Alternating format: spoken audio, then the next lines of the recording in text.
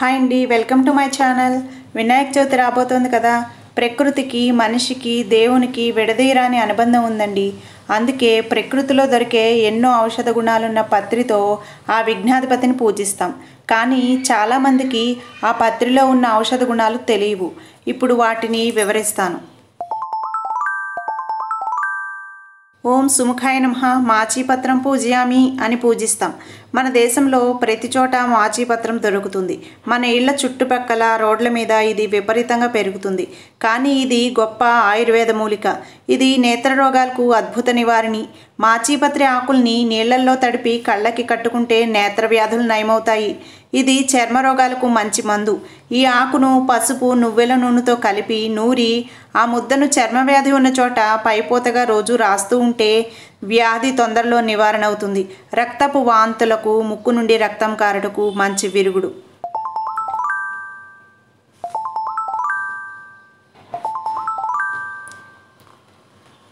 ఓం గణాధిపాయ నమః. బృహతీపత్రం పూజయామి అని పూజిస్తాం. బృహతీపత్రం భారతదేశం అంతటా విస్తారంగా ఎక్కడ పడితే అక్కడ పెరుగుతుంది. దీనిని మనం వాకుడాకు, నేల మునగాకు అని పిలుస్తాం. ఇది కంఠరోగాలను, శరీర నొప్పులను నయం చేస్తుంది. ఎక్కిళ్లను తగ్గిస్తుంది. కఫవాత దోషాలను, ఆస్తమాను, దగ్గును, సైనసైటిస్ను తగ్గిస్తుంది. అరుగుదలను పెంచుతుంది. గుండె పనితీరును మెరుగుపరుస్తుంది. బృహతీపత్రం చూర్ణం దురదలకు, నొప్పులకు పనిచేస్తుంది. బృహతీపత్రం యొక్క కషాయంతో నోటిని శుభ్రపరచుకుంటే నోటి దుర్వాసన తొలగిపోతుంది. రక్తశుద్ధి చేయగల శక్తి బృహతీపత్రానికి ఉంది. ఇంకా బృహతీపత్రానికి అనేక ఔషధ గుణాలున్నాయి.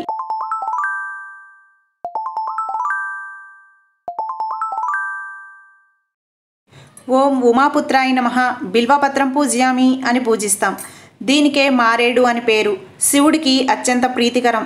బిల్వవృక్షం లక్ష్మీ స్వరూపం. ఇది మధుమేహానికి దివ్యౌషధం. ఈ వ్యాధి గలవారు రోజు 2 ఆకులను నిదానంగా నములుతూ ఆ రసాన్ని మింగితే వ్యాధి నుంచి ఉపశమనం లభిస్తుంది. మారేడు గుజ్జును ఎండబెట్టి పొడి చేసుకుని రోజు 1 చెంచా పొడిని మజ్జిగలో వేసుకుని తాగితే వ్యాధి నుంచి ఉపశమనం లభిస్తుంది.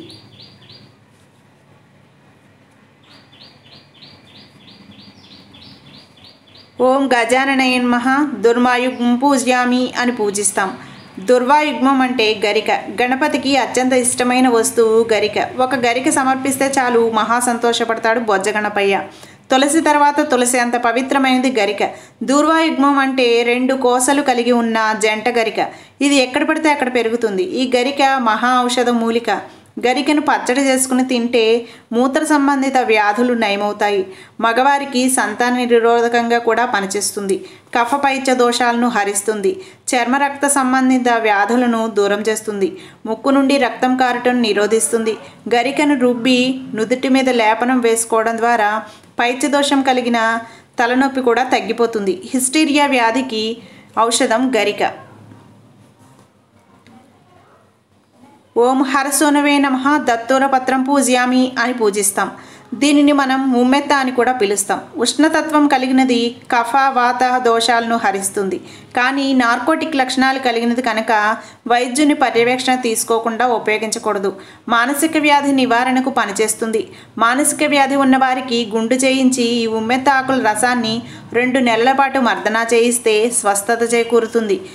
దీని ఆకులు, వేర్లు, పువ్వులు అమితమైన ఔషధ గుణాలు కలిగినవే అయినా దీని గింజలు మామూలుగా స్వీకరిస్తే విషంగా పనిచేస్తాయి. జ్వరాలు, అల్సర్లు, చర్మరోగాలకు, చుండ్రుకు ఉమ్మెత్త మంచి ఔషధం. ఓం లంబోదరాయ నమః. బదరీపత్రం పూజయామి అని పూజిస్తాం. దీనిని రేగు అని పిలుస్తాం. బదరి వృక్షం సాక్షాత్తు శ్రీమన్నారాయణ స్వరూపం. చిన్నపిల్లల వ్యాధుల నివారణకు పనిచేస్తుంది. 3 ఏళ్ల పైబడి 12 ఏళ్లలోపు వయసులో ఉన్న పిల్లల్లో సామాన్యంగా వచ్చే అన్ని రకాల సాధారణ వ్యాధులకు ఉపయోగిస్తారు. 1 లేదా 2 రేగు ఆకులను వ్యాధిగ్రస్తుల చేత వ్యాధి నివారణ అయ్యేంత వరకు తినిపించాలి. కానీ రేగు ఆకులు ఎక్కువగా తింటే కఫం వచ్చే ప్రమాదం ఉంది.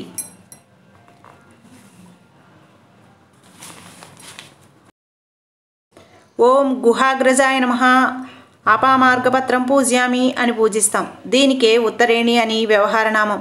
దీని కొమ్మలతో పళ్ళు తోముకుంటే దంతవ్యాధులు, ఆకులు నూరి పైపోతగా రాస్తే చర్మ వ్యాధులు నివారణమవుతాయి. దీని పుల్లలు యజ్ఞయాగాదుల్లో హోమాల్లో వినియోగించడం వల్ల హోమగుండం నుంచి వచ్చిన పొగను పీల్చడం చేత శ్వాసకోశ సంబంధిత వ్యాధులు తగ్గిపోతాయి.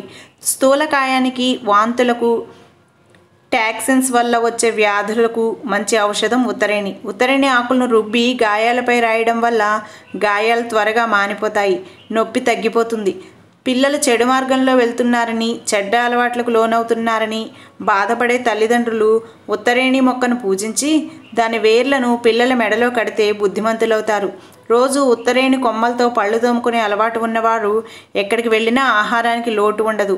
ఆహారం దొరకని ఎడారిలో కూడా ఎవరో ఒకరు పిలిచి భోజనం పెడతారట. అది ఉత్తరేణి మొక్క యొక్క మహిమ. ఇంకా ఉత్తరేణికి ఔషధ గుణాలు చాలా ఉన్నాయి. ఇంత గొప్ప ఉత్తరేణి మన దేశంలో ఎక్కడ పడితే అక్కడే పెరుగుతుంది. ఓం గజకర్ణాయ నమః తులసీపత్రం పూజయామి అని పూజిస్తాం. తులానాం నాస్తు ఇతి తులసి. ఎంత చెప్పుకున్నా తరిగిపోని ఔషధ గుణాలున్న మొక్క తులసి. పరమ పవిత్రమైనది. శ్రీ మహాలక్ష్మి స్వరూపం. విష్ణుమూర్తికి ప్రీతికరమైనది. తులసి మొక్క లేని ఇల్లు ఉండరాదు అంటుంది మన సాంప్రదాయం. అంత గొప్ప తులసి గురించి కొన్ని విశేషాలు చెప్పుకుందాం. కఫ, వాత, పైత్య దోషాలని మూడింటిని శృతి మించకుండా అదుపులో ఉంచుతుంది తులసి. కాలుష్యాన్ని తగ్గిస్తుంది. తులసి వాసనకు దోమలు దరిచేరవు. తులసి ఆకుల వేర్లు, కొమ్మలు ఎన్నో ఔషధ గుణాలు కలిగి ఉన్నాయి.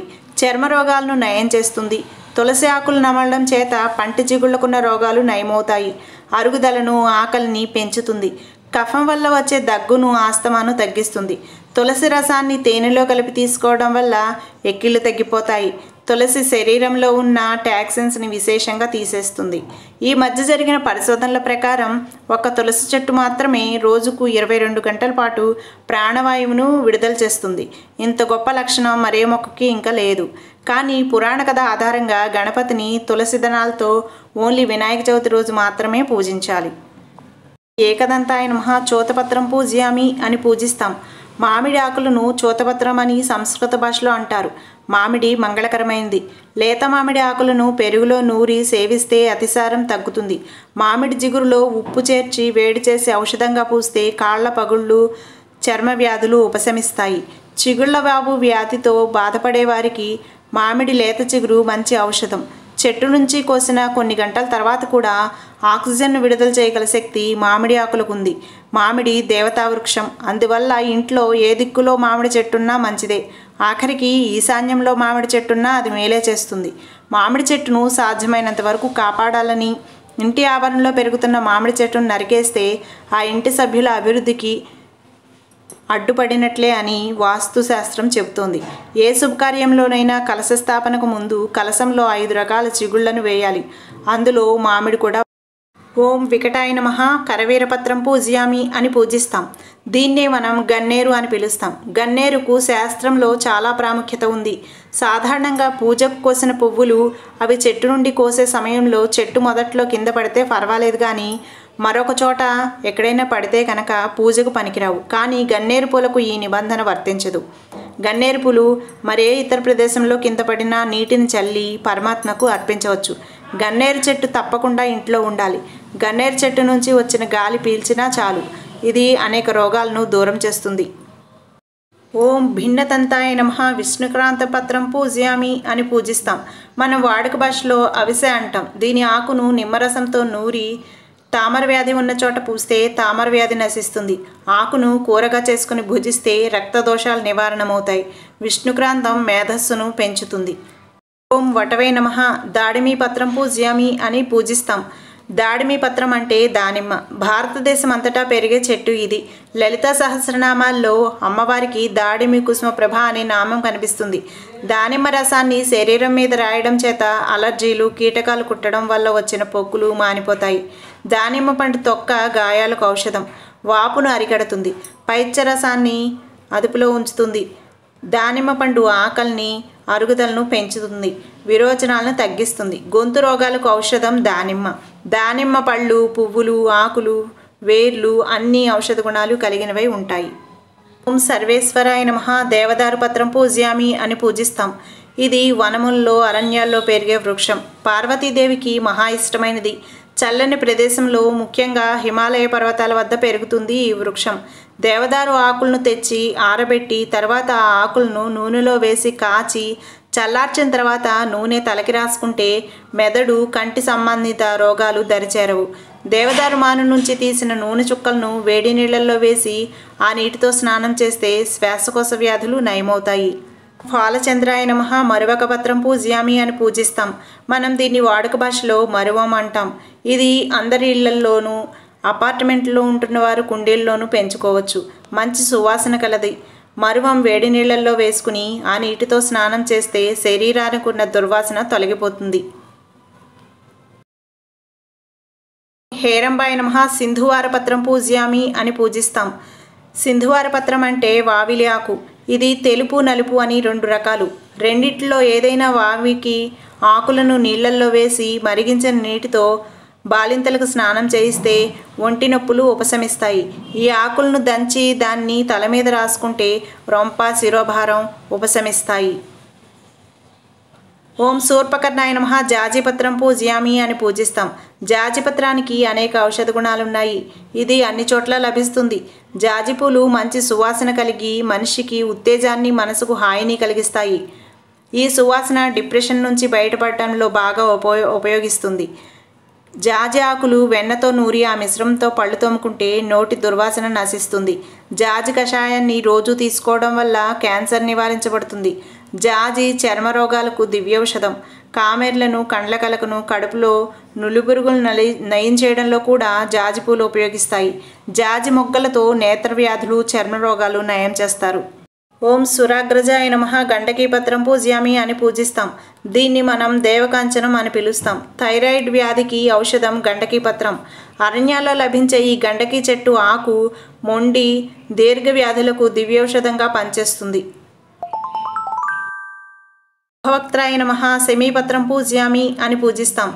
దీని వ్యవహార నామం జమ్మి. మహాభారతంలో విరాట పర్వంలో పాండవులు దీని మీదనే తమ ఆయుధాలను దాచిపెడతారు. జమ్మి ఆకుల పసరు తీసి దాన్ని పుళ్ళు ఉన్న చోట రాస్తే తగ్గిపోతాయి. అలాగే జమ్ము బెరడు దగ్గు, ఆస్తమా మొదలైన వ్యాధులకు ఔషధం లాగా పనిచేస్తుంది. వినాయకాయ నమః అశ్వత్థ పత్రం పూజ్యామి అని పూజిస్తాం. రావి వృక్షం, తులసి లేని ఇల్లు, వేప లేని వీధి, ఒక్క రావి చెట్టు కూడా లేని ఊరు ఉండరాదన్నది మన పెద్దల మాట. రావి సాక్షాత్ శ్రీ మహావిష్ణు స్వరూపం. పరమాత్మయే తనను తాను రావి చెట్టుగా చెప్పుకున్నాడు. రావి మండలను ఎండబెట్టి ఎండిన పుల్లలను నేతితో కాల్చి భస్మం చేసి ఆ భస్మాన్ని నేతితో కలిపి సేవిస్తూ ఉంటే శ్వాసకోశ వ్యాధులు తగ్గిపోతాయి. అందుకే యజ్ఞయాగాదులు, హోమాల్లో రావి కొమ్మలను వాడతారు. రావి వేర్లు దంతవ్యాధులకు మంచి ఔషధం. దీని ఆకులను హృద్రోగాలకు వాడతారు. రావి ఆకులను నూరి గాయాలపై మందుగా పెడతారు. చర్మ వ్యోగాలకు, ఉదర సంబంధిత వ్యాధులకు ఇది బాగా. ఓం సురసేవితాయ నమః అర్జునపత్రం పూజ్యామి అని పూజిస్తాం. మనం దీన్నే మద్ది అంటాం. ఇది తెలుపు, ఎరుపు అని 2 రంగుల్లో లభిస్తుంది. మద్ది చెట్టు హృదయ సంబంధిత జబ్బులకు మంచి ఔషధం. హృదయానికి సంబంధించిన రక్తనాళాలను గట్టిపరుస్తుంది. భారతదేశంలో నదులు, కాలువల వెంట, హిమాలయాలు, బెంగాల్, మధ్యప్రదేశ్ ప్రాంతాల్లో విరివిగా పెరుగుతుంది. ఇది శరీరానికి చలవ చేస్తుంది, పైత్యాన్ని తగ్గిస్తుంది, వాతాన్ని కూడా తగ్గిస్తుంది. మద్ది చెట్టు బెరడును రుబ్బి ఎముకలు విరిగిన చోట పెడితే గాయం త్వరగా మానిపోతుంది.